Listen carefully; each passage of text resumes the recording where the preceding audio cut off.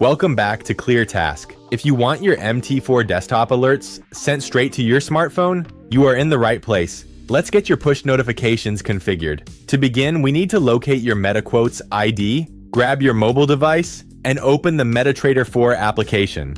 Navigate to the settings menu. Once you are there, look for the messages category and tap on it. You will see a unique string of characters. This is your MetaQuotes ID.